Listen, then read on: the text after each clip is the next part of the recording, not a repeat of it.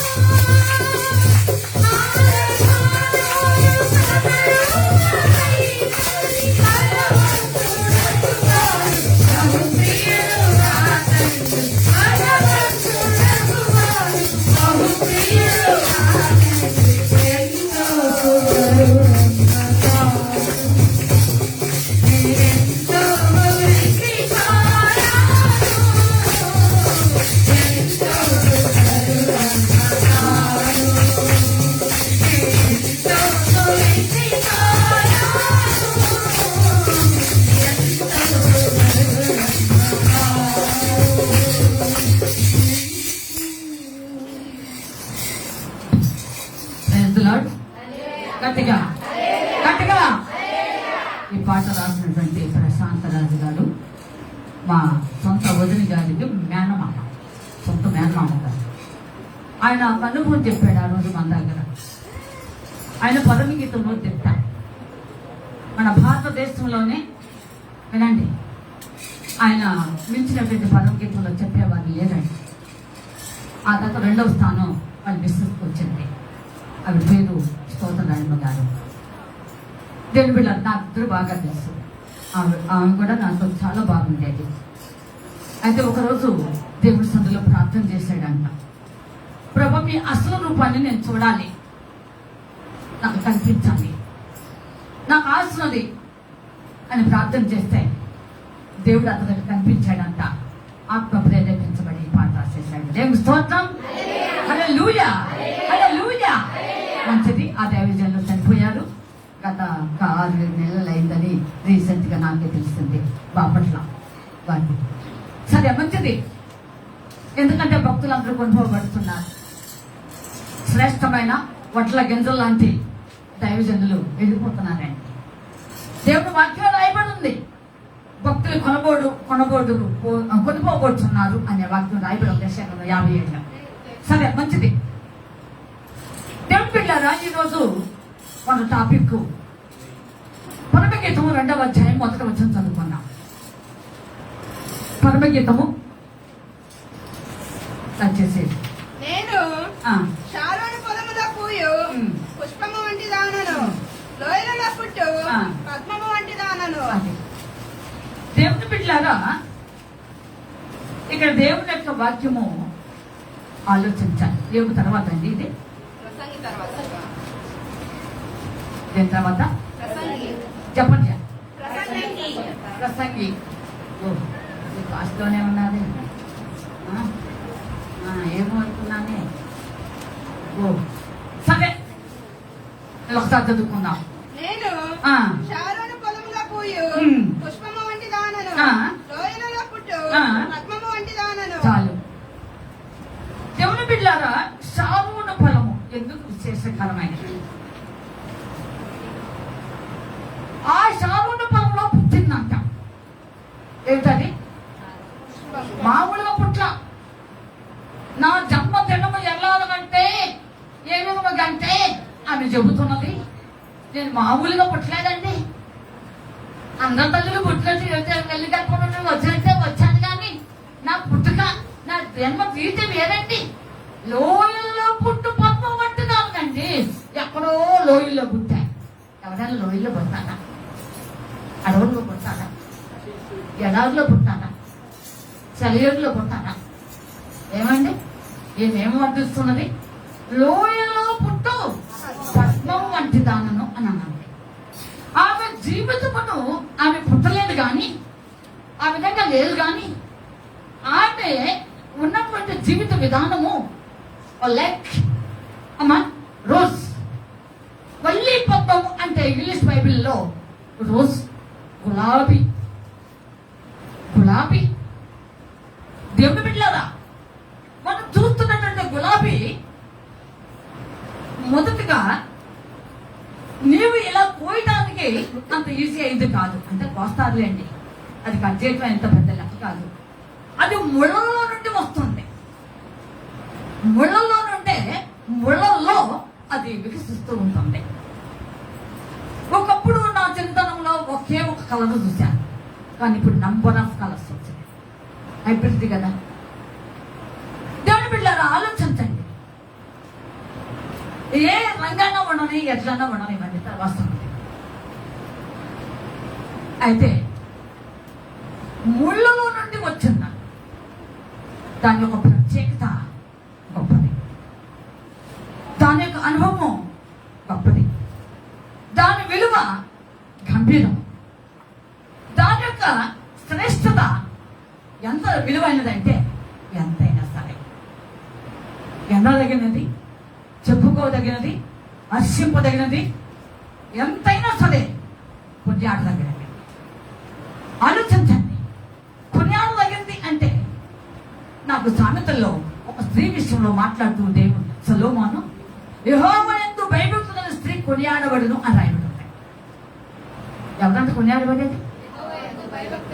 ఎలా ఉండాలంట? భయము భక్తి గల్లి వారు మాత్రమే కొనియాడబడతారు, కానీ ఏదో వస్తున్నాం పోతున్నాం అన్న వాడు కాదు. ఏదో భక్తిగానే చూసేవాళ్ళు కాదు. వాక్యం వింటూనే పట్టణాన్ని మాటలు అనేవాళ్ళు కాదు. వాక్యం వింటూనే అదుపు లేని వాళ్ళు కాదు. వాక్యం వింటూనే వెరితనంగా ప్రవర్తించేవాళ్ళు కాదు. వాక్యం వింటూనే అమ్మ ఏం పర్వాలేదు మాకు రేపు రాజ్యం ఉందని అమ్మ ఊగిసలాట మాటలు మాట్లాడుకునేవాళ్ళు. పొంగ మొక్క అందరూ బాగా తెలుసు. కలుపు మొక్కలు తొంగ మొక్క చాలా ఈజీ. ఏమండి చాలా చక్కగా పెరుగుతుంటాయి, బాగా పెరుగుతుంది. అమ్మ కలుపు మొక్కల్లో కల్లా ఎత్తుగా పెరిగేది ఏంటి అంటారు చెప్పండి? పొంగ. మీ అందరూ తెలుసు ఇది ఎత్తుగా పెరుగుతుంది. మిగిలిన కలుపు మొక్కలు దాదాపు చిన్నగా ఉంటాయి, షార్ట్గా. కానీ ఇది మాత్రము నేను అన్నట్టు పెరుగుతుంది. నాకంటే మించిన వాళ్ళు ఎవరు లేదనుకుంటుంది. అసలు తప్పండి నా అని అనుకుంటూ ఉంటుంది. దాని బతిక అలా లేదు, కానీ అది సెల్ఫ్ రైటియస్. బట్టి దాని తనే పొగుడుకుంటాను.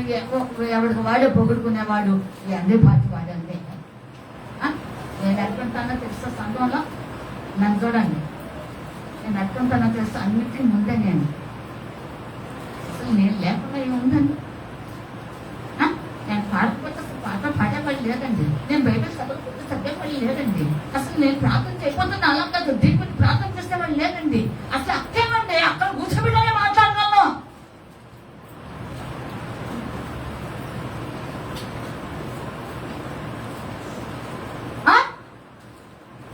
ఆ దొంగ మొక్క ఎలా ప్రదర్శిస్తూ ఉంటుంది. అందుకనే కలుపు మొక్కలన్నిటికంటే ఎత్తుగా పెరిగింది. కానీ బాధాకరమైన విషయం ఏంటంటే ఉపయోగపడుతుంది. నీటి ప్రవాహం వస్తే అది ఓటుకనే ఉంది. మీరంతా చూడండి, తోటకూర ఒకనే వాడిపోతుందని ఒక విధంగా బెటరేమో. ఆ తోటకూర బెటరేమో. ఇప్పుడు ఫ్రిడ్జ్లు వచ్చినాయి కనుక ఫ్రిడ్జ్లో పెడుతున్నారుగా, అంత తొందరగా ఏమో ఆడుకోలే. అవునా కదా? కానీ ఇది మాత్రము అంత ఎత్తు పెరిగి నన్ను మించిన వాళ్ళు లేరు అనుకుంటుంది. ఇది ఊరకనే నీటి ప్రవాహంలో ఇట్లా వంచేస్తుంది. కష్టం వస్తే, నష్టం వస్తే, శోధన వస్తే, బాధ వస్తే, అవమానాలు వస్తే, నిందలు వస్తే, పోరాటాలు వస్తే, అలసడి కలవరం కలిగితే అమ్మా ఆ నుండి భలే డిస్టర్బ్ అయ్యా. అదే ఆయన నుండి నేను డిస్టర్బ్ అయ్యా. ఎవడు నిన్ను డిస్టర్బ్ చేసినా, ఏ అల్లమ్మ పుల్లమ్మ నిన్ను డిస్టర్బ్ చేసినా అవ్వటానికి అవకాశం లేదు. ఏమండి ఆలోచించండి. రకరకాలు మాటలు అయినా బెదన అవసరం లేదు. ఇది ఊరిని బెంబేపోతుంది. ఏది చెప్పలేమండి. దొంగ మొక్క ఎంత పెరుగుతుంది? కలుపు మొక్కలన్నిటికంటే అంత నేనే అంటుంది. సర్వస్వం నేనే అంటుంది. తానే నేనే అంటుంది. అట్లానే లూసిఫర్ ఆశ్రయించి పడిపోయి బతుకుని నాశనం చేస్తున్నారు. ఇప్పుడు కురిపైపోయి లోకనంతా సర్వనాశనం చేస్తుంది. ఏం సాధించింది? రేపటి రోజున మూలం కూర్చోబోతున్నది. ఆకాశం నుండి వేల తోయబెడితివి, పాతలను కయ్యాల నరకబెడితివి, ఎక్కువ చుక్క అని అంటున్నాడు దేవాది దేవుడు. ఎవరు అలాగా ఉండవద్దు. దేవుడు కోరుకుంటున్నది ఎంతో తెలుసా? దొంగ మొక్కలాగా అతసించేవారు అవసరం లేదు. దొంగ మొక్కలాగా ప్రమాదకరమైన పరిస్థితుల్లో జీవితాన్ని వెలుగుచ్చేవాడు అవసరం లేదు. దొంగ మొక్కలాగా అమ్మ ఊరకనే సోలిపోయి, కూలిపోయి, రాలిపోయి, పడిపోయి పరిస్థితికి వెళ్ళేవాళ్ళు అవసరం లేదు. దేవుడు కోరుకుంటున్నాడు వలలో నుండి రావాలంట. ఎక్కడి నుండి రావాలి? దేవుడు కోరుకుంటున్నటువంటి అసలైన స్థితులైన పెండ్లి కుమార్తె ఎక్కడి నుండి రావాలి? భూలోకంలోనే, వలలో నుండి రావాలి. దాని ఇంపు, దాని సొంపు, దాని సౌందర్యం, దాని కథ, దాని వ్యవహారం, దాని వాసన ఏది? గులాబీ. ఎవరు ఇష్టపడరు? ఇష్టపడిన వాళ్ళు ఉంటే దానికి చెప్పండి. ఇక్కడ పై వాళ్ళు ఇష్టపడరండి గులాబీని? ఏమండి మొఖాలన్నీ కూడా జిడ్డు మొఖాలు వేసుకుని కూర్చున్నాయి. అయిపోయాయి. చూడండి అమ్మా, మీకు దాని పుణ్యం ఉంటుంది. ఏమా ఇష్టమేనండి మీ అందరు గులాబీ? చికెన్ పండి ఇష్టం అన్నా వాళ్ళు పోనీ రేపు అందరు ఇస్తేదే రేపటి నుండి పెట్టుకుంటారు కాక. కనుక దేవుని బిడ్డలారా ఆలోచించండి. ముళ్ళలో నుండి వచ్చిందంట. దాని సౌందర్యం ఎంత గొప్పది, ముళ్ళలో నుండి వచ్చింది. ఏమండి ఆలోచించండి. దాని పరిమళ సువాసన ఎంత గొప్పదండి. దాని స్వీట్ స్మెల్ ఆలోచిస్తుంటే అన్నట్టున్నమాట. అంత సువాసన. దేవుడు కనుక ఆ యొక్క అర్పణమును బలిపీఠం మీద పెట్టి అర్పిస్తున్నప్పుడు అలాగ ఆక్రమించాడు. అలాగా ఉందా అంట. మామూలుగా ఉందా ఆ ఫ్రాగ్రెన్స్? ఒకసారి ఆలోచన చేసుకున్నాం. దాని సౌందర్యము, దాని వాసన, దాని యొక్క పరిస్థితి, దాని యొక్క విలువ, దానికి ఉన్న గౌరవము, దానికి ఉన్నటువంటి స్థితిగతులు సమస్తం ఎక్కడి నుండి వచ్చినాయి చెప్పండి. చెప్పండి, గట్టి చెప్పండి. అది కూడా ఆలోచించే చెప్పాల్సిందే. ఎక్కడ నుండి వచ్చినాయి? గట్టిగా ముళ్ళు లేకుండా లేదు. ఆ సంగతి మర్చిపో. ఆత్మీయ జీవితంలో కొనసాగుతున్న నీ జీవితం ముళ్ళల్లో నుండి నడిచే జీవితం కావచ్చు, గుచ్చుకునే జీవితం కావచ్చు, ఆ వాటర్ అవే వచ్చి నిన్ను తాకి పెద్ద గాయములు అయ్యే జీవితం కావచ్చు, ఏదైనా కావచ్చు. ఆ జీవితము దేవుడికి ఇంపైంది, సూపైంది.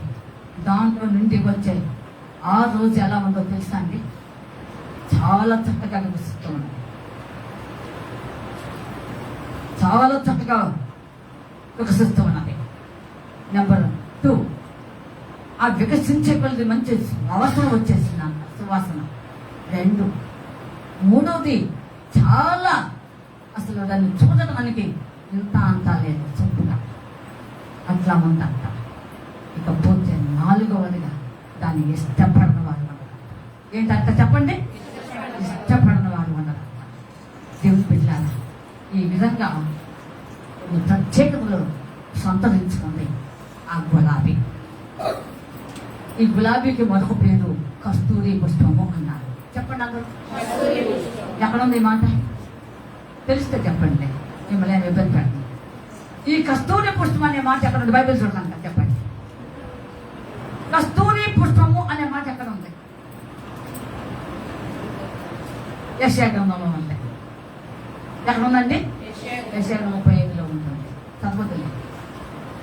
దేవుని బిడ్డలారా, దాని యొక్క గాంభీర్యత వేరు. నువ్వు లోకంలో బడాయి డాంబికం కనిపించదండి వేరు.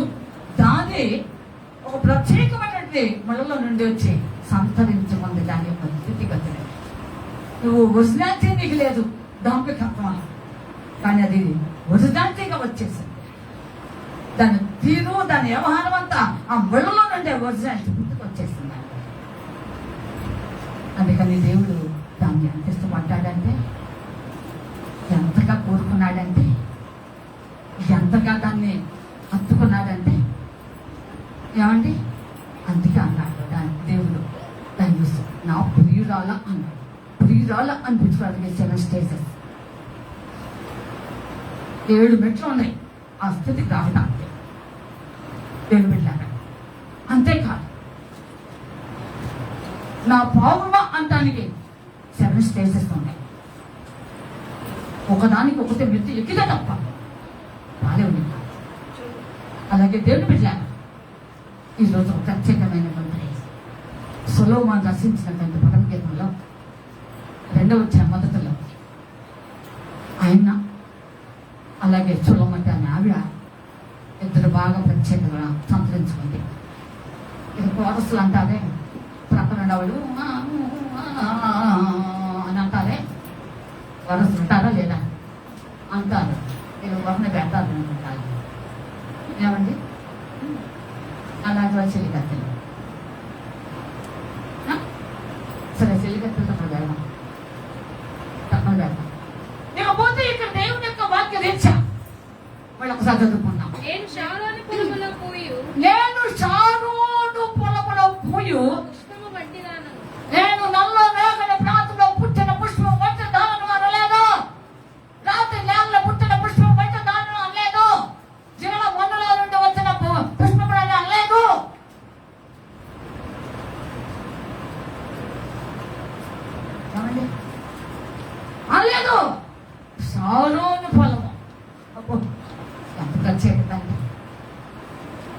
Sharon means plain, సారవంతమైనది. ఏదంతా షారోన్ అంటే అర్థం ఏమిటి?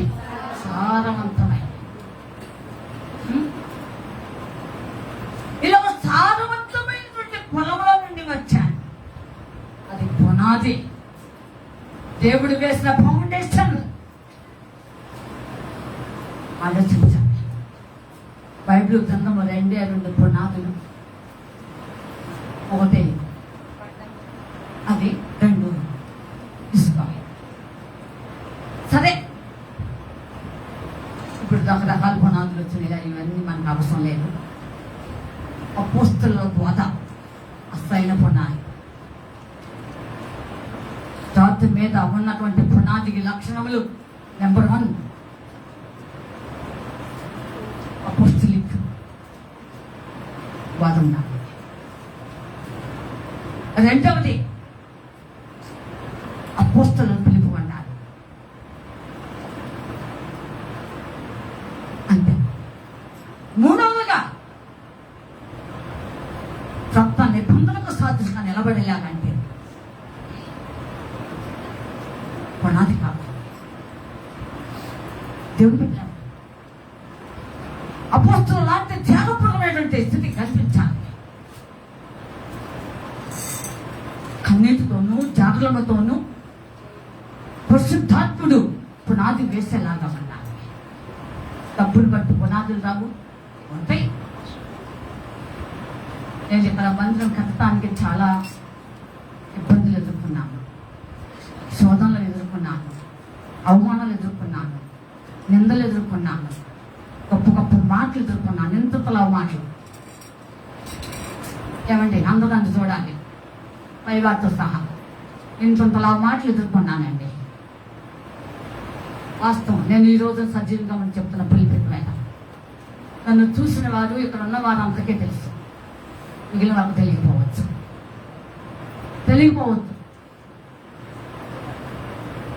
అంత తేలిగ్గా వేయబడలే పునాది. ఒకళ్ళు అనుకుంటే నేను విఘ్నతగా వదిలేస్తున్నా, అంత తేలిగ్గా అనుకుంటే దేవుడే చూసుకున్నాక.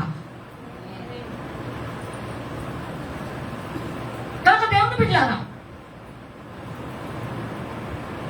చాలా కష్టముతో నష్టముతో మాటలు ఇబ్బందులు పెట్టి ఆదరణ పెట్టి పరిస్థితులలో ఉపవాసములు.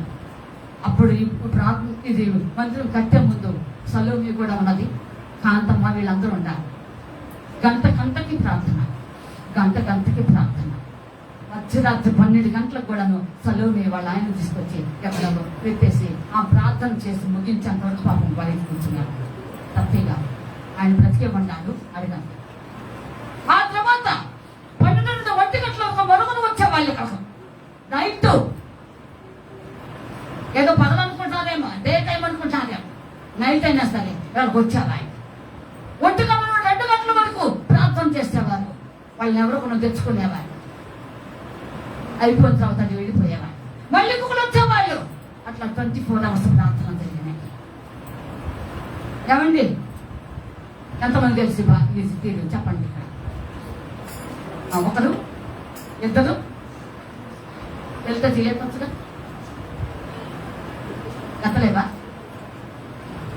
కంటే మరి మన ఇదే లేదా? నువ్వు ఎక్కడ ఉంటావు? పిల్లట్లా ఇక్కడ నుంచి పిల్లట్లా ఉంటే అక్కడ ఇదే కానీ నువ్వు జరిగింది. నేను 2-3 సంవత్సరాలు అంతా ఆలోచించండి. గంట గంటకి కన్నీటి ప్రార్థన. ఆలోచించండి. పాప రాత్రి గారు బాగా సత్తించేవాడు, చదువు తీసుకొచ్చేవాడు. ప్రార్థన ముగించుకుని వెళ్ళేటప్పటికి కూడా బయట రోడ్డు మీద కూర్చునేవాడు. అప్పటి వరకు అయిన తర్వాత మళ్ళీ తీసుకెళ్ళాడు. అవును, ఇలా గంట గంటకి కన్నీటి ప్రార్థన, ఉపవాసాలతో. నేను మౌనవ్రతాలు కూడా చేశాను ఇక్కడ, అందరూ తెలుసు బాగా. అవునా కాదా? అవును, జాగరణతో ఉన్నాం. పరిశుద్ధాత్ముడు ఇక్కడ పునాది వేశాడు. అంత తేలిపోయింది కాదు. ఓ యేసయేలు వినో, నీ భాగ్యమెంత గొప్పది. ఓ యేసయేలు వినో,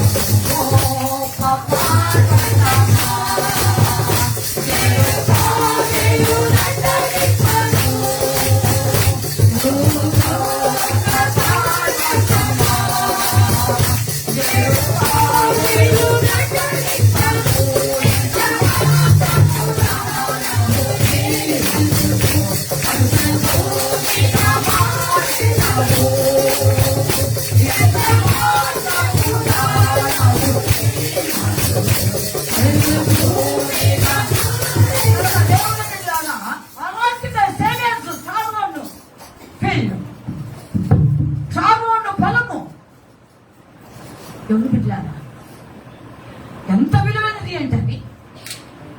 దానిలో విస్తారముగా ఉంటాయి గులాబీ. ఎందుకని అంత స్థానం కలిగింది? ఒకసారి వెళ్దాం, మాట్లాడద్దు, ఎవరు మాట్లాడద్దు. ఎందుకని ఆ పొలమునకు అంత శ్రేష్టమైనది కలిగింది? ఎందుకు అంత స్థానమైనది కలిగింది? ఎందుకు ఆ యొక్క పొలానికి ఓ ప్రత్యేకత ఉన్నది? ఎందుకు ఆ పొలమునకు అంత మరి ప్రసిద్ధికి ఎక్కింది అనేది మనం ఆలోచించాలి. ఎందుకు? ఎప్పుడైనా ఆలోచన చేసావా? ఎప్పుడైనా ఆలోచన చేసావా? ఇంకొకటి, కర్మెలు పర్వతము కింది భాగం అంతా తిని షారోను దేవుడి స్తోత్రం. కర్మెలు అంటే ఫ్రూట్ఫుల్, ఫలవంతమైనది. ఎందుకు అది ఫలవంతమైనది? అక్కడ ఆయన ఉంటాడు. ఎవరంతా? ఏలియా. ఆ ఏలియా ఉండటం సరిపోలా, ఆయన ఒక విశేషకరమైన జీవితాన్ని అక్కడ గడించాడు. ఏమిటా జీవితం? ఎప్పుడు ఎల్లప్పుడూ దేవుడితో ముఖాముఖిగా మాట్లాడుతూ ఉంటాడు. దేవుడితో ఎప్పుడు సహవాస బంధం కలిగి ఉంటాడు. ఎప్పుడు కూడా నువ్వు దేవుడి యొక్క చూపును అనుభవిస్తూ ఉంటాడు. దేవుడు బిడ్డలారా, అందుకని ఆ యొక్క పర్వతము ఫలవంతమైనది. అంతవరకే కాదు, ఆ యొక్క కర్మెలు ఉంది కనుక ఆ ఉన్నటువంటి కింది భూమి అంతయు దాత ఫలితము, ఆ ప్రార్థన ఫలితము, ఆ సహవాస ఫలితము, ఆ యొక్క గొప్ప ఎడ్యుకేషన్ లైఫ్, ఆ యొక్క ప్రతిష్ఠితమైన జీవితాన్ని బట్టి దానికి ఏం కలిగింది అమ్మా? సారవంతం. నీ జీవితం కూడా అలాగ దేవునికి ఇష్టకరంగా ఉంటే ఎప్పుడు ఎల్లప్పుడూ దేవుడు అక్కడ వరకు, దేవుడు వచ్చినంత వరకు, నిన్ను తీసుకెళ్ళినంత వరకు, ఆయన హక్కును చేర్చుకున్నంత వరకు నీవు ఎలాగనే కొనసాగుతావు. దేవునికి స్తోత్రం. దానిలో వచ్చిందంట. ఏదది? ఏదది చెప్పండి. వల్లి పడతాం దాని నుండి వచ్చిందంట. దేవుని బిడ్డలారా, ఆలోచించండి.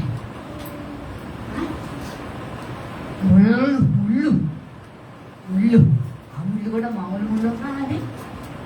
ఏమండి? సారోను పొలములో ఇంకా అది అక్కడ హైలైట్ అయిన పాయింట్ ఏమిటంటే అమ్మా, బొల్లు దక్కస్తున్నాం.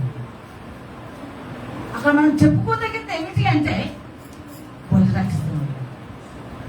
ఈ తుమ్మ కంప, పిల్ల కంప, కూరని అట్లా పోతుంటే తగులుకుని వదలవు కంప.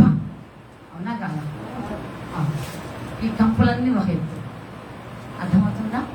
ఈ కంపలు ఏమంటే కంపలన్నీ ఒక ఎత్తు. కూర్చునైనా తీరిగ్గానైనా తీసుకుంటాం. ఏది వీటిని చెప్పడేమండి? కంపలనే. పైవారు వింటున్నారు కదా, కంపలనే తగులుకుంటే కూర్చొని తీరిగ్గా లాక్కుంటే పీక్కుంటాం. కానీ ఇది పీక్కునేది లాక్కునేది కాదు. బలకస్మాల్లో అమ్మా, నీవు ఎదిగే ఎరక్కనో తెలుసో తెలియకనో అమాయకత్వము, అజ్ఞానము, మోటుతనము ఏదైనా కావచ్చు. ఏమండి? అది నీలో ఏమీ చూడవు. ఒకేసారి ఏమైపోతుందా? దిగబడిపోతుంది. దేవునికి స్తోత్రం. హల్లెలూయా, హల్లెలూయా. ఎందుకంటే దానిలో షార్ప్నెస్, పదును ఉన్నది. ఏమిటండి? నాకు ఒక స్థితులు కావాల్సి వచ్చింది. కత్తిరి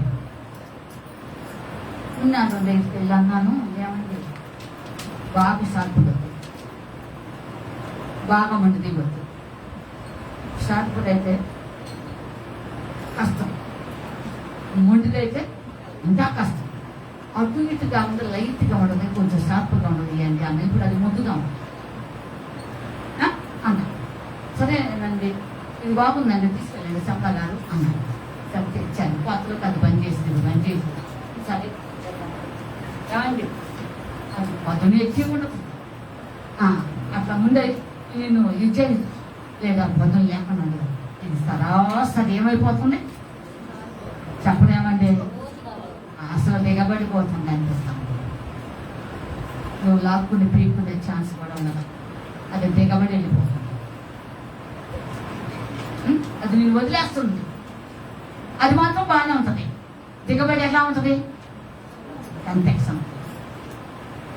ఏమండి, ముళ్ళు, వల్లకసి ముళ్ళు, ఒక్కొక్క ముళ్ళు ఒక్కొక్క మనిషిదే. ఒక్కొక్క ముళ్ళు ఒక మనిషికి మాటలే, ఒక్కొక్క ముళ్ళు ఒక్కొక్క అవమానాలే, ఒక్కొక్క ముళ్ళు ఒక్కొక్క అపనిందలు శోధనలే, ఒక్కొక్క ముళ్ళు నిన్ను చీల్చి చెండాల్సింది, నీ హృదయాన్ని లోతుగా గాయపరుస్తుంది, నువ్వు రేపు అమ్మ నన్ను పట్టపంచలు చేస్తుంది, భయంకరం చేస్తుంది, నీ జీవితం భయంకరంగా కింద మీద హైరాన్ని పట్టేస్తుంది. ఆ ముళ్ళే గుండెలు చీల్చి వేసినా, లోతైన గాయమైనా, ఏమి నిన్ను హైరాణ పెట్టినా విలువైన దేవుడు, ఎడబాయిన దేవుడు నీ పక్షంగా ఉన్నారు. వీటన్నిటికీ దేవుడు అనుమతించాడు. దేవుడు స్తోత్రం. అంతే. ఎందుకు అనుమతించాడు? ఆ ఫ్లవరు చూడటానికి రమ్యముగా అందముగా ఉంది. దేవుడు బిడ్డలారా, దేవుడి పుస్తకమైన ఆత్మ సౌందర్యం దేవుడు కోరుకుంటున్నాడు. నా కుమారి అమ్మా, నీ సౌందర్యంలో దేవుడు కోరుకున్నాడంట. 45వ కీర్తన చూడండి, కీర్తన గ్రంథము 45వ అధ్యాయము. అక్కడ సొలొమోను, అదే సొలొమోను రాశాడు. అది కూడా 45వ అధ్యాయము చూడండి. ఈ రాజు ఏమవచ్చు? 11. ఈ రాజు నీ ప్రభువు అతడు నీ సౌందర్యమును కోరినవాడు, అతనికి నమస్కరించు. చాలు. అతను ఎద్దుకు సింహాసనం దగ్గర నువ్వు సాగిలపడాలి, నమస్కరించాలి. తగ్గింపు స్వభావంతో దేవుణ్ణి నీ సౌందర్యం కోరుకోవాలి అంటే ఖచ్చితంగా లోతైన గాయపు అనుభవం రావాల్సిందే. అంటే దేవుడు అనుమతించాడు. దేవుడు కార్యము చేయగా తిప్పగలిగిన వాడు ఎవడు అన్నాడా? ఆలోచించి. ఆయన అనుమతిస్తే కాదనేవాడు ఎవడు?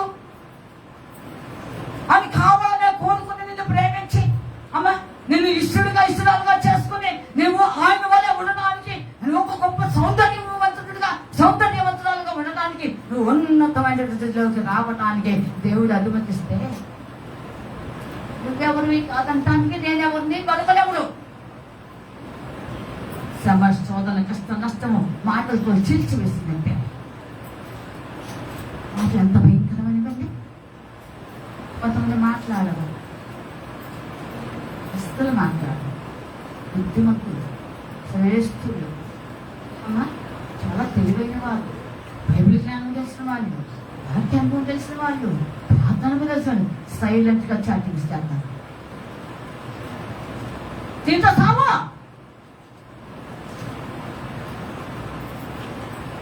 పిల్లలు ఆలోచించండి. ఇందులో బట్టి గాయం అవ్వలేదా? అమూల్య పుచ్చుకోమన్నా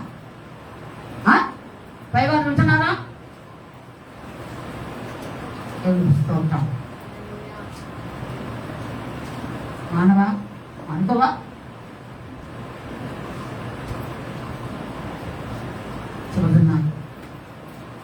చెబుతున్నాను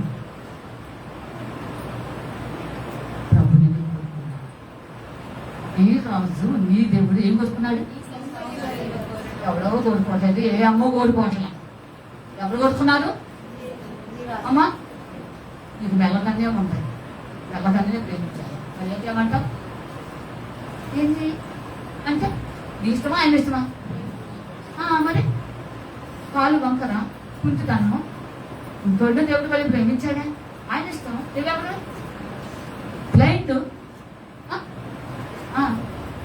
ఒక సంవత్సరం రాజమండ్రి కూడా పిత్రపాల్ గారని బ్లైండ్, మంచి సాక్ష్యం, మంచి సింగర్. జార్జి గారు మాట్లాడారు. అమ్మా మీరు మాట్లాడండి అని నేను మాట్లాడాను. ఇంకా పెద్దలు ఏం సమస్యగా ఏదమ్మా వస్తాను అన్నా. మరి ఎలా వస్తాను ఏంటంటే నా కొడుకుని తీసుకొచ్చుకుంటానమ్మా అన్నాను. సరేనండి అని. మరి ఏమిటి ఇస్తాను, ఏ రేంజ్, ఏ స్టేజ్లో ఉన్నారు, ఏమిటి పరిస్థితి ఏం తినాను. కొంచెం విపరీతంగా అయ్యాను.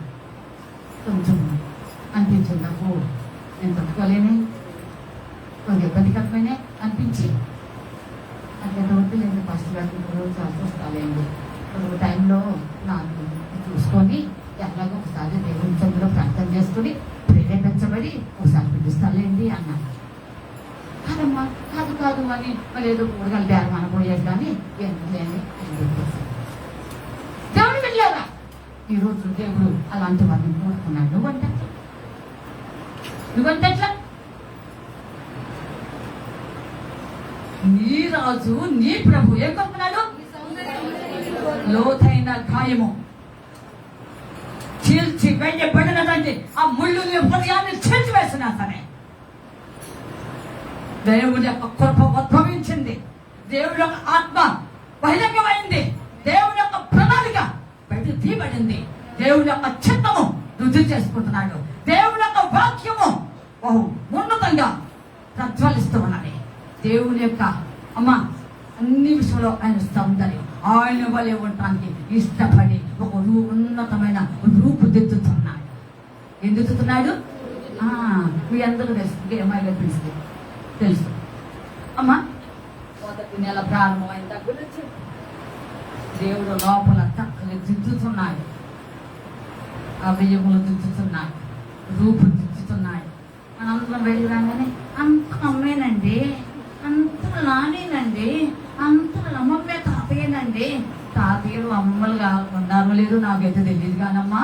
ఎవరు దిద్దారు రేపు చెప్పాలి. చూలాలలోని ఎముకలను నువ్వు లెక్కించగలవా? ప్రసంగి అంట. నీవు నేను లెక్కించలేము కానీ లెక్కించే సౌందర్యము ఒక రూపాంతరం చక్కగా ఉన్నతంగా దిద్దినటువంటి దేవారి దేవుడు.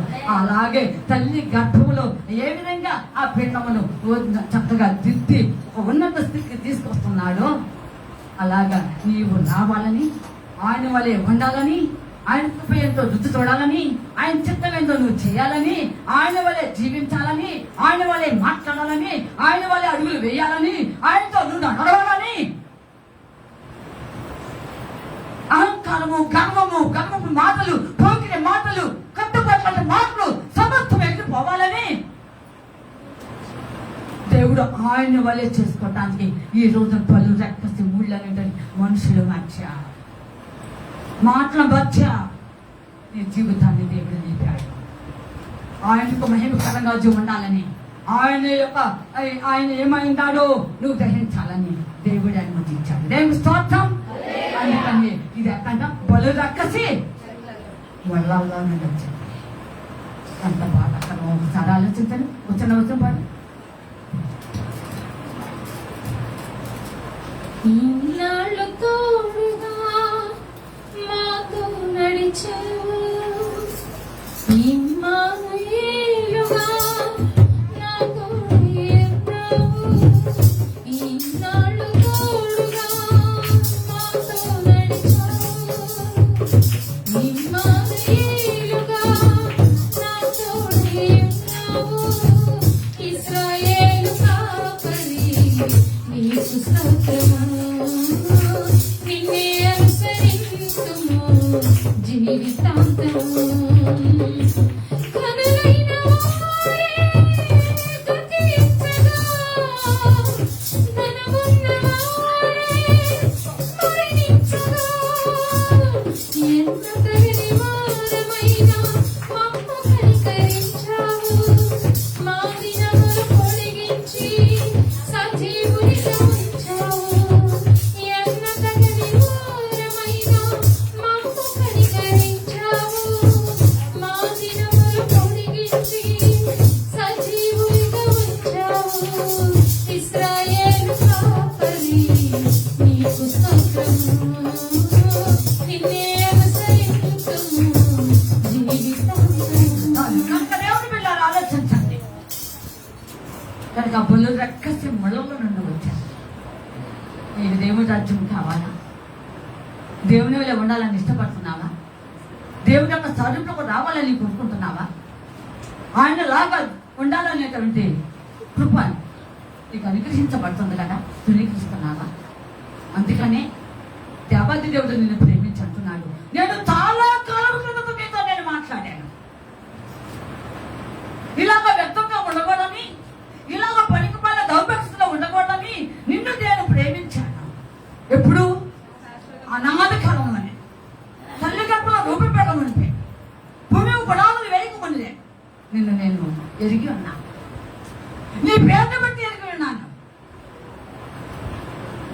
మొన్న న్యాయపతులు చదువుతున్నాను, అయిపోయిందిలేండి.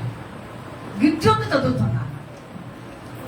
నాకు ఒక మాట నన్ను బాగా అంతరంగంలోకి వెళ్ళిపోయింది, గుచ్చుకున్నట్టుగా ఉంది. గిర్జి తిరిగి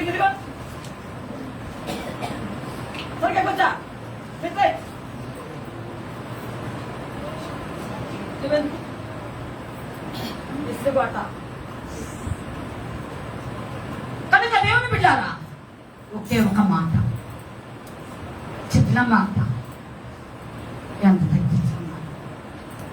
ఏడ్చాను, భలే ఏడ్చేశాను. అయ్యా నేనే ప్రార్థన, నా కోసం మంచి ఎన్నికి లేని వాడిని అంటారు. భలే ఏడ్చేశానండి. దేవుని బిడ్డారా, కొంచెం అరగంట పట్టింది, మళ్ళీ చెప్పలేదు. దేవుని బిడ్డారా, ఒకసారి ఆలోచన చేస్తాం. మాట్లాడదు. ఎంత తగ్గించుకుంటే మాటల్లో, ప్రవర్తనలో, జీవించడంలో, అమ్మా దేవుడిలో నీ వ్యక్తిగత ఆత్మశక్తి అభివృద్ధి చెందుకొలది, ఉన్నతంగా శ్రేష్టమైన దాని కొరకు ఎదురు చూస్తున్న కొలది దేవుడు నీకు ఇవ్వవలసిన బహుమాని కోసం సిద్ధపరిచి ఉంచాడు. దాన్ని అందుకోవడం కోసం నీవుగా కనిపించవద్ద, నీవుగా కనిపించవద్ద. నాకు సంఘంలో ఎవరేంటో అందరూ బాగా తెలుసుకుంటున్నాను. నేను పిచ్చిదాన్ని ఎదుమొహంగా నమ్ముకుంటున్నారా? మాట్లాడుకుని దేవుడి చిత్తం కాదు అనుకుని దేవుడికి అప్పగించుకున్నాను.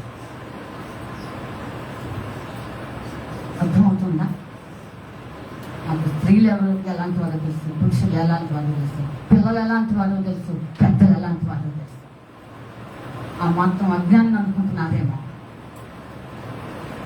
అందరూ మైండ్ సెట్ నాకు తెలుసు, కాకపోతే మాట్లాడు. ఆలోచించండి.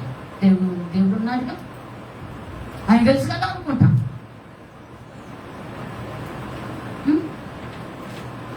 నేనంటే సుఖంగా ఉన్న వాళ్ళు ఉన్నారు మన సంఘంలో. మేమంటే ఒక దైవజనులుగా గుర్తింపు లేని వాళ్ళు ఇక్కడ ఉన్నారు.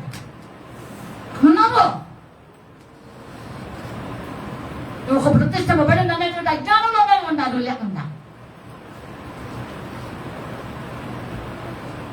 అది తెలియదు అనుకుంటున్నారా? నేను అనుకున్నా చేస్తానే ప్రతిష్టపబడిందాన్ని. ముఖాముఖిగా దేవుడు నాతో ఎన్నో మాటలు మాట్లాడి వినకపోతే నిన్ను కూడా తీసేస్తాను, అంతేగాని నేను లోబడలే. ఏమండి, ఎందుకు పనికి రాని నన్ను దేవుడు కోరుకున్నాడు, ఎంచుకున్నాడు. ఇది నా ప్రాంతం కాదే, నా ఊరు కాదే. దేవుడు చూపించాడు, దర్శనంలో చూపించి స్వరంతో మాట్లాడి మళ్ళీ పంపించాడు. దేవుడే నిలబెట్టకపోతే, దేవుడే నన్ను ఈ విధంగా స్థిరపరచకపోతే నేను ఎక్కడ ఉండేదాన్ని కాదు అని 100% చెప్తున్నా. ఒకనొక దైవం కూడా కొంచెం మనసు బాధ కలిగే, వేదన కలిగినప్పుడు ప్రభు నా సొంత ఊరు వెళ్ళి సేవ చేసుకుంటానని కూడా అన్న అర్థంలో ఉన్నాయి. అండి, నేను ఎవరిని తరగబడట్లేదు, ఎవరిని నేను మోసం చేయాలని రెండు చేతులతో, ఎవరికి మోసకరమైన మాటలు నేను చెప్పలేదు. మాయ దర్శనాలు, మాయ కళలు చెప్పి ఆ కాలంలో తెచ్చాను. నేను వచ్చిన ప్రతి దర్శనం, ప్రతి కలవని చెప్పను ఎవరికి. ఒక తాం చేసుకుంటా ఉంటారు ఊరు మొత్తం కూడా. నేను చెప్పను, దేవుడికి అప్పగిస్తా.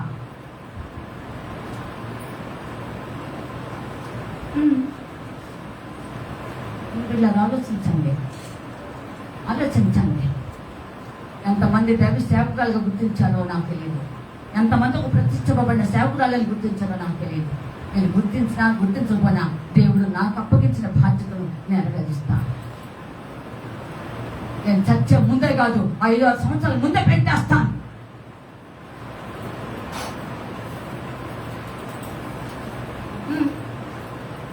ఆలోచించండి. ఇంకో దానికి తావు లేకుండా, ప్రశ్నించడానికి అధికారం లేకుండా చేస్తాం.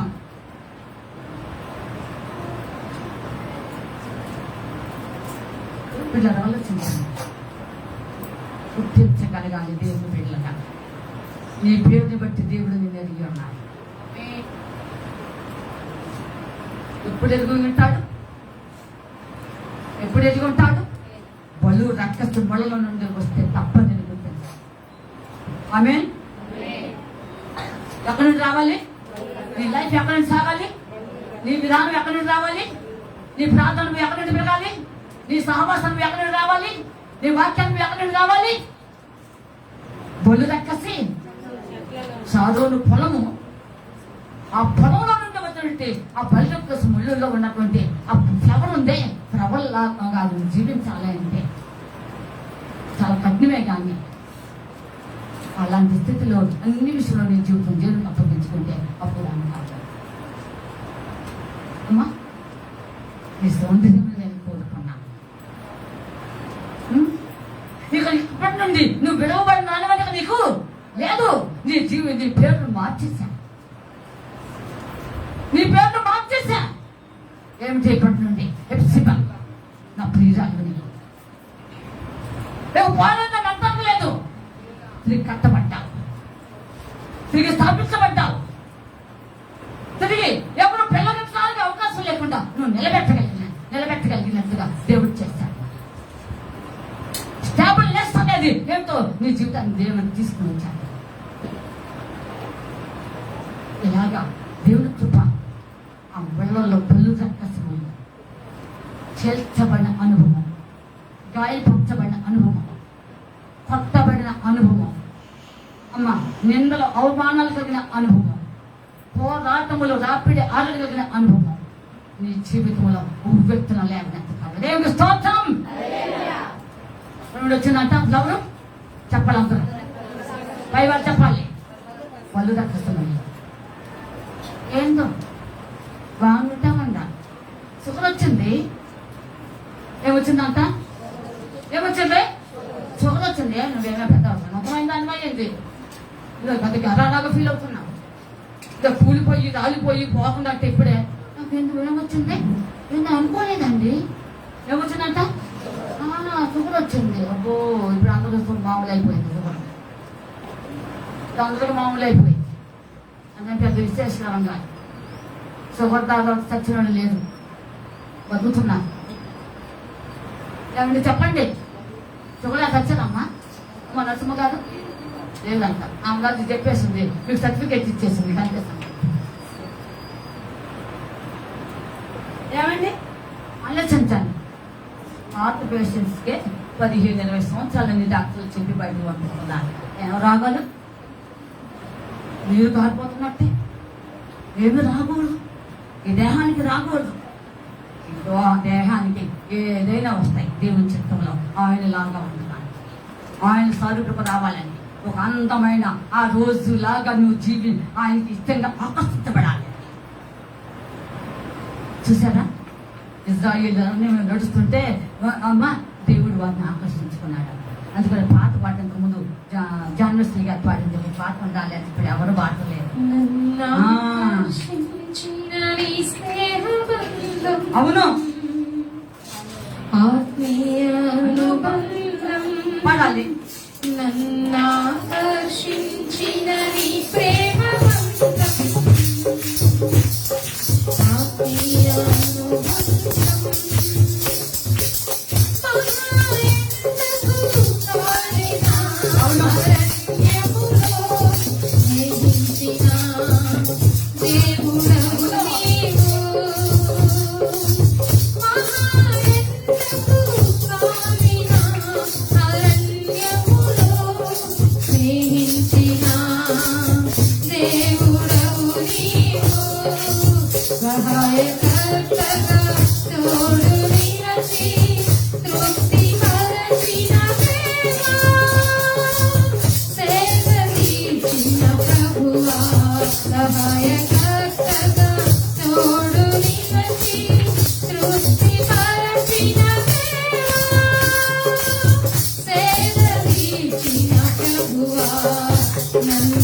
ఆకర్షించిన నీ ప్రేమామృతం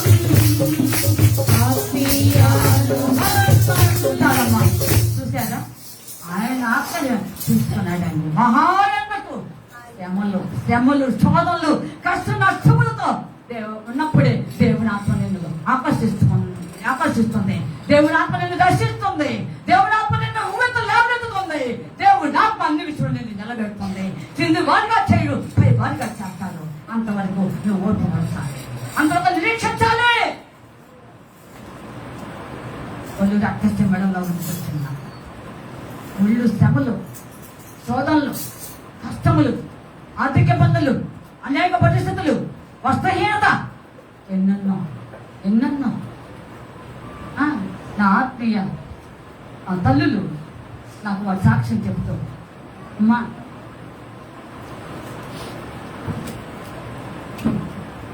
వాళ్ళు ఎన్నో శ్రమలు కూర్చి వాళ్ళు చెప్పారు. అయితే మోచువారైనా దేవుడు వారిని 7 రోజులు బంగాళాఖాతంలో ఆ సముద్రం మీద ఓడ ప్రయాణంలో నడిపించి అక్కడికి అనగా అదేంటది అండమాన్ని దేవుడు దీవులకు వెళ్ళి అక్కడ 4 రోజుల పాటు వాళ్ళకి వాక్యం అందించి భయంకరమైన వ్యక్తులు అంట వాళ్ళు వికారమైనటువంటి మనుషులు అంటానండి.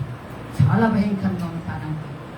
నేకడి మా దిగంబర్లే అంత భయంకరమైన వ్యక్తులు వచ్చారు. 4 రోజులు ఉండిస్తూ వాటి ప్రభుత్వం మోటివారు చదువులేదు, అజ్ఞానులు అలాగా సేవ చేసి అమ్మా అలాగా వచ్చిన తర్వాత చాలా శ్రమలు, చాలా వస్త్రహీనత, అనేక పిల్లలు చూశారంట. నాకు చెప్పారు దేవుళ్ళ అస్సలైన అమ్మ అపోస్తుల బాధ దీనిలో నుండి మధురమైన సువాసన దీని నుండి రావాలి. కొండంత ఎంత దుఃఖ పరుస్తున్నది ఆ అనుభవంలో నుండి రావాలి. పై బాధలు ఎన్ని చేస్తే ఉపయోగం ఏముంది? పై ఎన్ని మర్మాలు చెప్తే ఏముంది? దంచబడిన జీవితం, కొట్టబడిన జీవితం, గుర్చుకున్న జీవితం, చెత్తబడిన జీవితం, గాయపరచబడిన జీవితం ఎట్లా ఉందంటే ఇది అమ్మా చూడటానికి ఎలా ఉందంటే ఫ్లవర్ పువ్వు అందంగా సౌందర్యం. నువ్వు ఆ విధంగా దేవుని దృష్టికి ఆకర్షించబడే సౌందర్యవంతురాలుగా తెచ్చబడాలి. ఆయన వాళ్ళు తెచ్చబెట్టబడతాం. ఆలోచించి దేవుడు వెళ్ళాలి. అందుకే దేవుడు ఈ రోజున నీ జీవితంలో ఒకవేళ క్షణికంగా కొన్ని సమస్యలు, కొన్ని బాధలు, పోరాటాలు వస్తే దేవుడు తప్పించు అమ్మా. కొద్ది కాలమే. ఎల్లప్పుడూ కోపపడే దేవుడు కాదు. కోపపడి ఏం చేశాడు చెప్పలేమండే? కొట్టాడా లేదా? ఏది కొట్టడం అంటే కరెన్సీ కొట్టాడా? అది నీకు కనపడలేదు కా కొట్టాడంటే. పంతులు పిల్లలు కొడుతున్నారు. ఇంట్లో తల్లిదండ్రులు పిల్లలు ఏం చెప్పలేదు? కొడుతున్నారు. కానీ దేవుడు నిన్ను ఏ కథ కొట్టాడు నాకు చెప్పండి. సంతకాలు తీసుకున్నాడా? ఏంటో వాక్యం అనే కథతో దేవుడు నిన్ను చదివిగా నిలబెట్టాలని పొలిక సుముళ్ళని తన అనుభవంలో తీసుకొస్తున్నాడు. రేపు స్తోత్రం. హల్లెలూయా, హల్లెలూయా. ఆశ్చర్యపడబాకు, బాధపడబాకు. దేవుని చిత్తం నీ పట్ల ఆయన బయటకు తీయబోతాడు. అంతవరకు నువ్వేం చేయాలి? ప్రార్థన చేయాలి. సారవంతమైన ఆ చదువును సారవంతంగా ఉందంటే అర్థం ప్రార్థనా భారము కలిగిన వారు.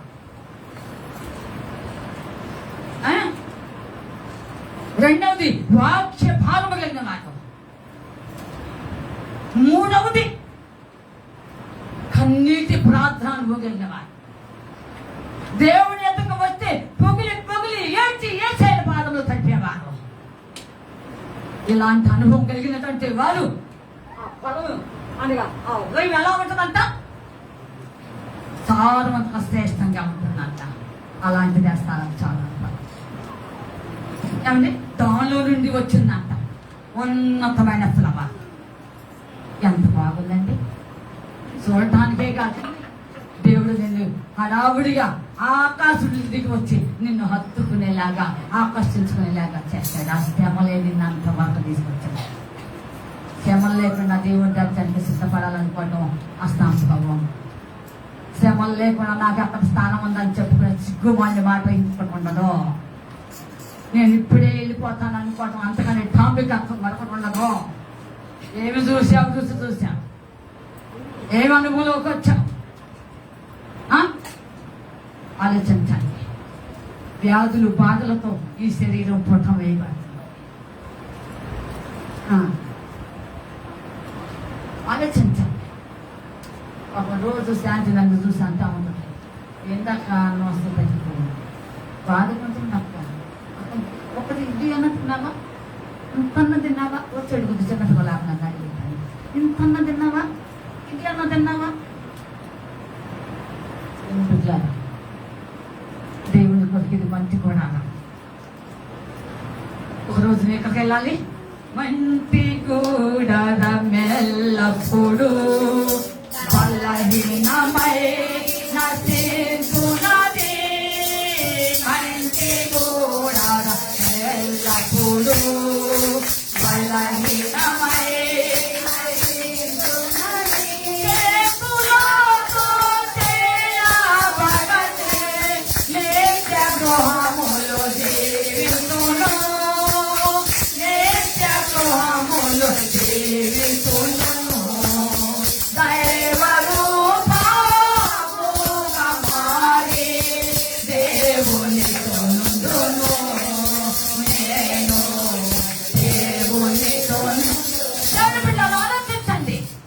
ఈ మధ్యాహ్న కాల సమయంలో మీ యొక్క ఆత్మీయ జీవితం ఎక్కడ రావాలి చెప్పండి గట్టిగా. ఏ ఊళ్ళో కంపు కాదు, ఒళ్ళు రక్కసి రావాలి. అద్దెకి రెండు సమస్యలు అమ్మా, అనేక ఇబ్బందులు, అప్పిడి ఎక్కువ చూస్తాను నల్లు దిక్కుల. నేను అమ్మా ఏం చేస్తానే ముఖ్య వ్యక్తులు చేసే పరిస్థితులు. దీనిలోనే నీ జీవితాన్ని దేవుడు అమ్మ ఉన్నతంగా శ్రేష్టమైన రీతిలో ఆయన నిన్ను ఆకర్షించడానికి సంసిద్ధమైన దేవుడు. అందుకనే గులాబీలు చూసి ఎవరు ఆకర్షించకుండా ఉంటారా చెప్పాలి. అందరూ నువ్వు రెండు వారు మాట్లాడు కాక మాట్లాడిన వాళ్ళు వెళ్ళిపోండి బయటికి. రెస్పాండ్ అయ్యే వాళ్ళు ఇక్కడ కూర్చోండి, వెళ్ళిపోండి. గులాబీని ఎవరైనా ఆకర్షించుకోకుండా ఉంటారా చెప్పాలి. అలాగే నీ జీవితం కూడా దేవునికి ఆకర్షించుకునేలాగా ఉండాలి. దేవుడే దిగి వచ్చి నిన్ను ఆకర్షించుకునేలాగా ఉండాలి. ఆ ఇజ్రాయేలును కాలరణ్యంలో సాగారు. 430 సంవత్సరాలు కఠినమైన బానిసత్వం, కఠినమైన పరిస్థితులు, కఠినమైనటువంటి స్థితిగతుల్లో వారి జీవితాన్ని చూసి వేదన చెందారు. అమ్మా నువ్వు బాధపడితే చూసే దేవుడు, నువ్వు ఎప్పుడు ఏడుస్తూ ఉంటే ఆయన చూస్తుండే దేవుడు కాదు. నీ జీవితం అంతా కూడా నువ్వు అస్తవ్యస్తంగా ఉంటే అలాగా నా ఏమి తెలియనటువంటిగా దేవుడు ఉన్నాడు. నేను ఆకర్షించుకుంటాను, ఆయనే పని కట్టుకుంటాను, ఆయనే నీ ఎత్తుకు పనికెత్తుకుంటా వస్తాను. నా కుమారి నా కుమార నేనున్నాను. ఏమంటాడు చెప్పండి, చెప్పడేమండి ఏమంటాడు నేనున్నాను. ఏమో చెప్పండి, అంత చెప్పండి. నేను ఈ మాట గట్టిగా భయపడుకో, ఫియర్ నాట్ ఐ యామ్ అంటున్నాడు. భయపడుకో నేను ఎంత గొప్ప మాట. ముళ్ళను చూస్తున్నావా బయట కృష్ణుని, కంపలను చూస్తున్నావా కంప లాంటి మనుషులు, బయట లాంటి మనుషుల్ని ఎందుకంటే నువ్వు మా ఇంట్లో పెట్టుకున్నాడు. చెత్త నన్ను అడిగితే. నువ్వు నిజంగా దేవుని చేసే వ్యక్తివైతే, నిజంగా నీకు వాక్యాన్ని ఇవ్వగలిగిన వ్యక్తివైతే, నిజంగా ప్రార్థన అనుభవగలిగిన వ్యక్తివైతే, నిజంగా దేవుని చొప్పున అనిపిస్తున్న వ్యక్తివైతే, నిజంగా దేవుని యొక్క సహవాసంలో పెంపొంది అన్నతమైనటువంటి శ్రేష్టమైన అమ్మ పరలోక భరములు రుచితో ఎదిగినటువంటి వ్యక్తివైతే నువ్వు అసలు లెక్కబడితే దశనాత్క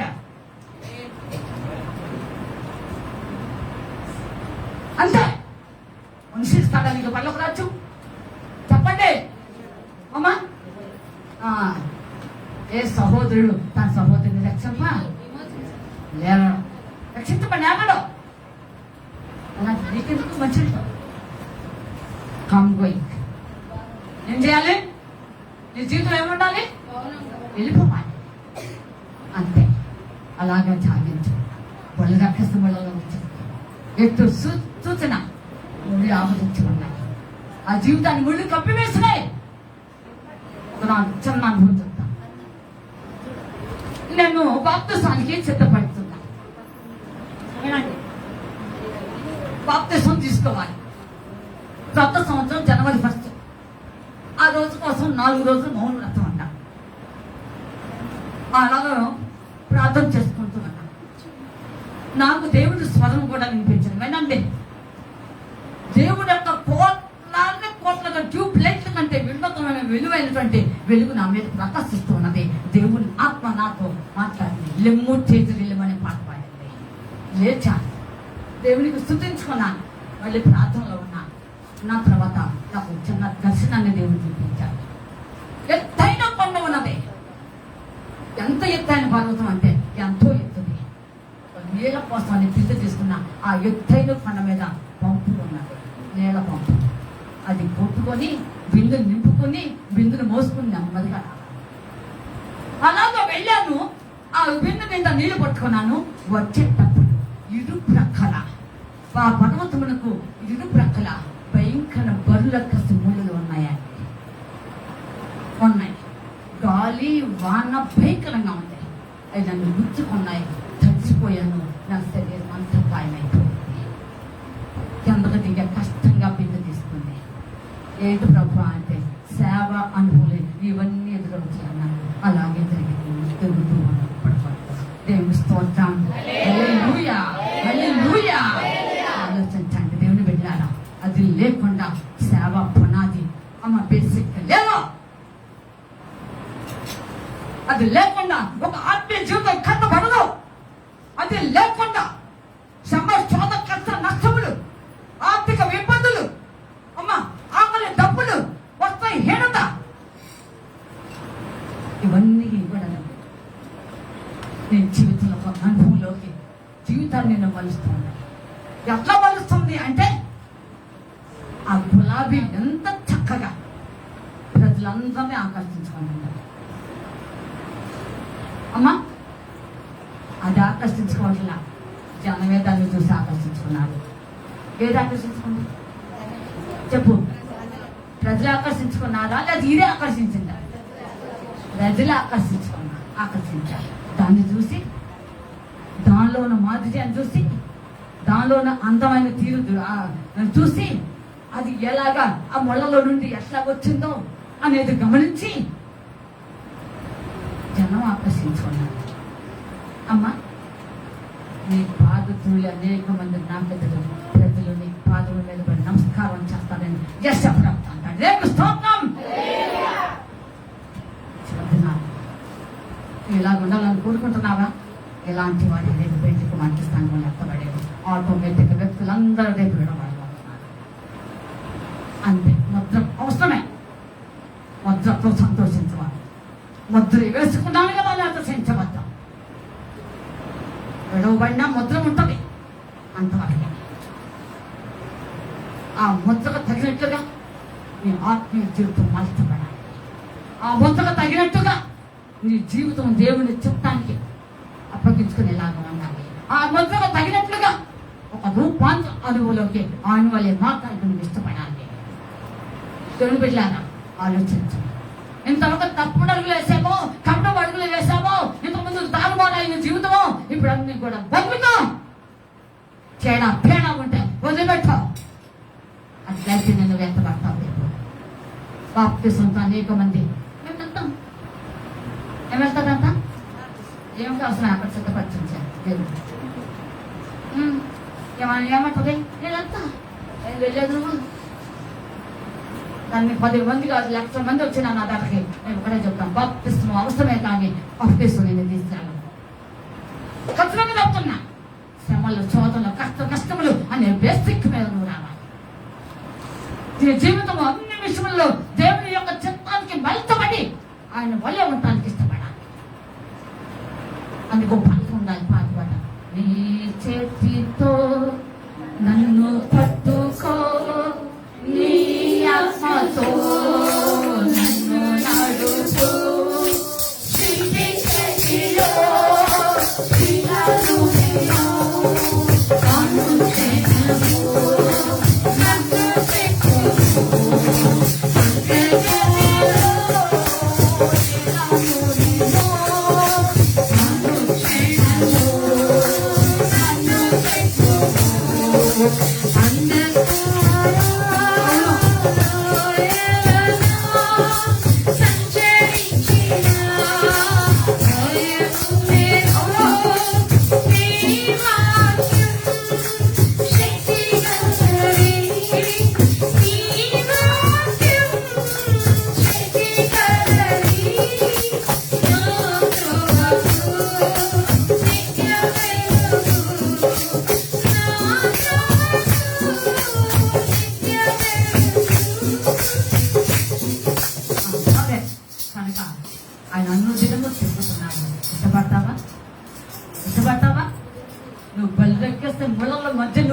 వికసించి దేవుడు ఆత్మ నిన్ను ఆకర్షించుకునేలాగా ఉండాలి అంటే నువ్వు ఇష్టపడతావా?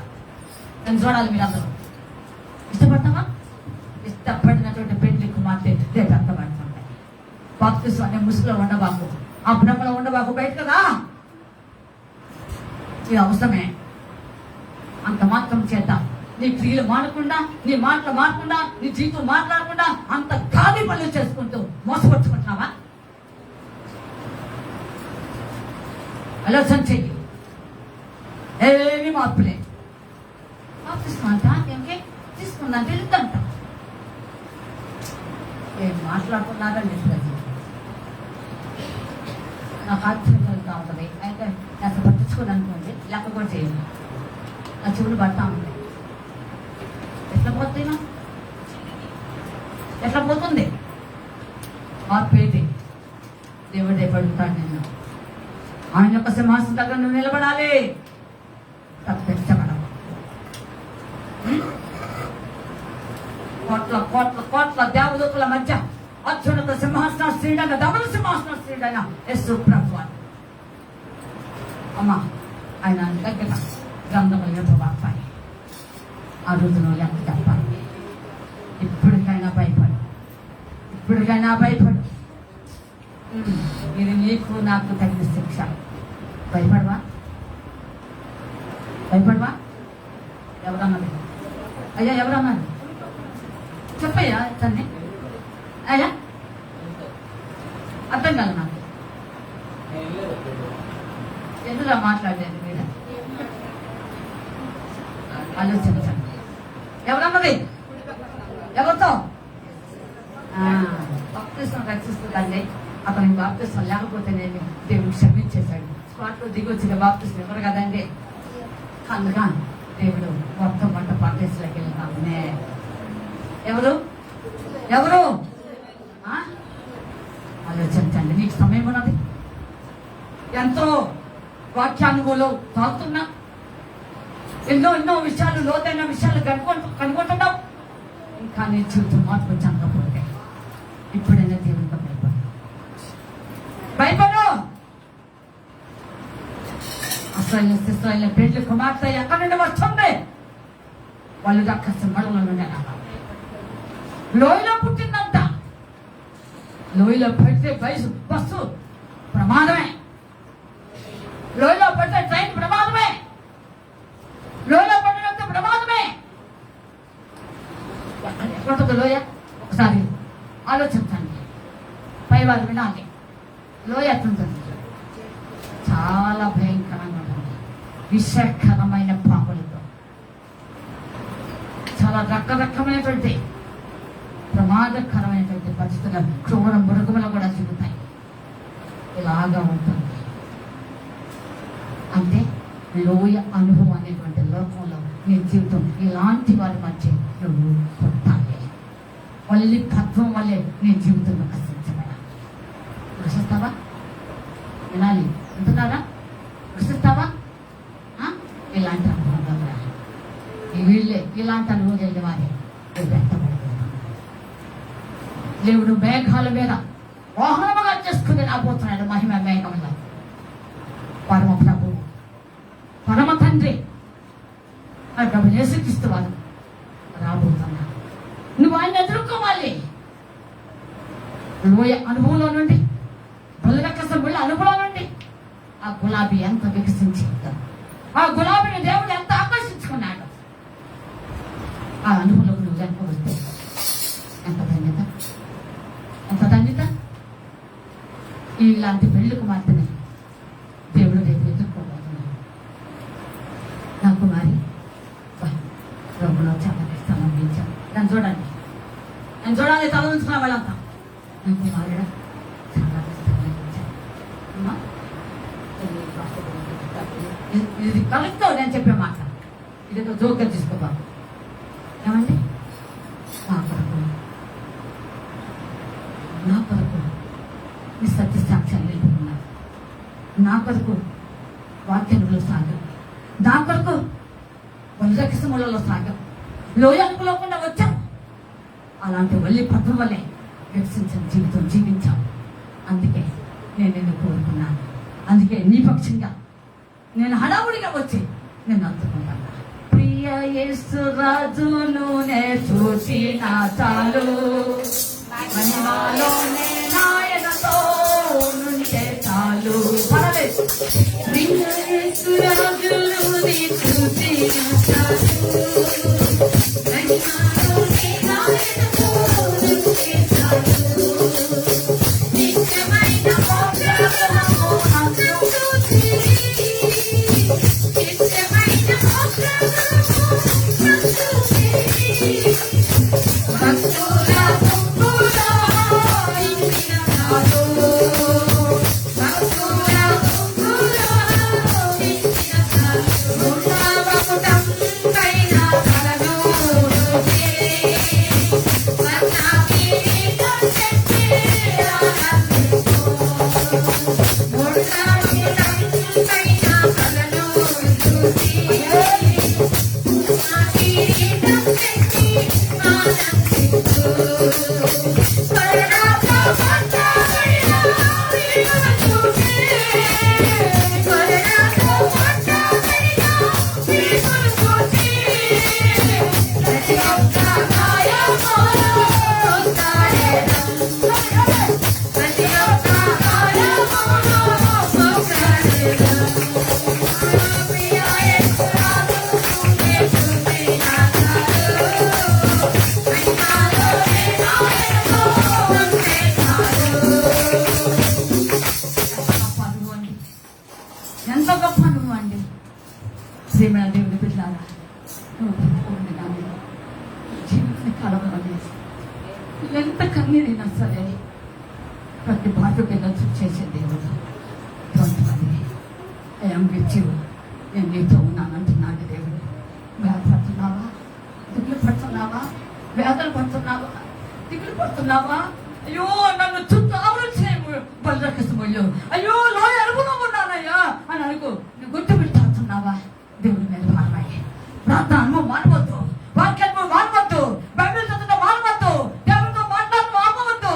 దేవుని బిడ్డలారా, ఆయన యొక్క కృపను చూపించు, ఆయన యొక్క మాధుర్యాన్ని అమ్మ నువ్వు గౌరవించు, ఆయన యొక్క కృపను అమ్మ వ్యక్తం చేయవద్దు. దేవుని బిడ్డలారా, రేపు వ్యక్తపడే జీవితంలో నీకు మించిన వారు ప్రపంచంలో ఎవరు లేరు. నీకు మించిన వారు చెప్పండి, నీకు మించిన వారు ఎవరు ఉన్నారు? ధన్యుడు ధన్యురాలు. ఆలోచించండి. ఈ మాట అనిపించుకోవచ్చు లేదా? నా కొరకు శ్రమలు అనిపించావు, నా కోసం వేదనలు అనిపించావు, నా కోసం నిందలు అనిపించావు, నా కోసం పోరాటాలు అనిపించావు. నా కుమారుడా, నా కుమారి అని ఎంతగా ఆయన స్వహత్వంతో కన్నీళ్ళు చూస్తుంటే ఎవరికి వచ్చిందా ధన్యత? ఏమండి, అమ్మాయి ఏడుస్తుంటే దగ్గర తీసుకుంటాం, అబ్బాయి ఏడుస్తుంటే దగ్గర తీసుకుంటాం, ఏం కావాలని అడుగుతాం. అంత కంటే శ్రేష్ఠుడు నీ దేవుడు. నా దేవుడు స్తోత్రం. హల్లెలూయా. అలాంటి దేవుడిని ఇలాంటి అనుభవంలోకి వస్తావా? నా దగ్గర ఇస్తాను అనుకుంటున్నావా? దేవుడు ఎందుకు నన్ను ఇలా వేస్తాడు అనుకుంటున్నావా? నా దేవుడు ఎందుకు నన్ను చూడటం లేదా అనుకుంటున్నావా? ఎందుకని నాకు ఉదాహరణ ఒకటే వస్తున్నా, ఇది పోతావు, అది పోతావు, ఇంకొకటి మరొకటి. ఏంటిది ఇసలు నా పరిస్థితి ఏంటి? ఇక్కడ చూసిన అగాధంగా ఉందని అనుకుంటున్నావా? ఇవన్నీ మేలు పడతాయి. చెప్పాలి అందరూ, ఇవన్నీ మేలు పడతాయి. నీ జీవితాన్ని ఉన్నతంగా తీసుకురాబోతున్నదే. ఆయన యొక్క బలిష్టమైన హస్తులు ఒక భోజన కిరీటిగా ఉండాలని కోరుకున్నాడు. ఎవరు కోరుకుంటున్నాడు? నీ అమ్మ కోరుకుంటాడు, నీ అయ్య కోరుకున్నాడా, నీ వాళ్ళు ఎవరు కోరుకుంటున్నాడు? నీవు అనుకునేవాళ్ళు. నేను ఎంతగా కోరుకున్నాడు అంటే ఆయన చేతులు ఎలా ఉండాలంట? Royal tailor. ఎంత గొప్ప అనుభవం నువ్వు ఆలోచించే. ఇలాంటి అనుభవంలోకి వస్తేనే ఇక మీద నీ పేరు విస్తృతింపబడిన దాని విలువ లేదు. జైగేతం ఎంతో కొట్టాలా అని దేవుడు నేను అనబోతున్నాడు. సదా ఆలోచించి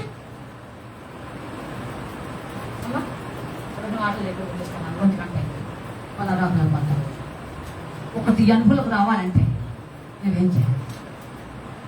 నువ్వు చేయవలసిన పనులు ఏంటి? నువ్వు ఉండవలసిన తీరు విధానం ఏంటి? నెంబర్ 1 నాకు అక్లుప్తంగా చెప్పేస్తాను. 1, దేవుని ఆత్మను దినము సమీపించగలదు, ఆ రాకను సమీపించగలదు.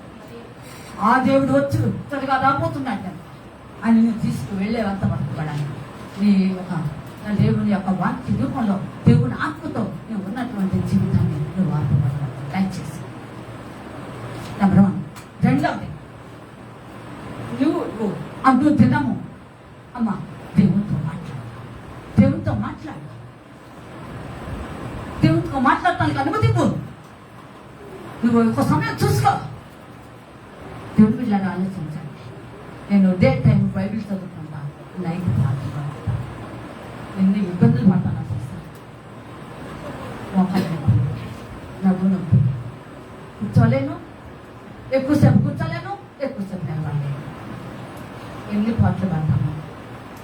అయినా సరే ఏదో ఒక రోజు తప్ప 1:30, 2 వరకు కూడా 10:30 ప్రారంభం చేసుకుని ప్రార్థనలో ఉంటాను.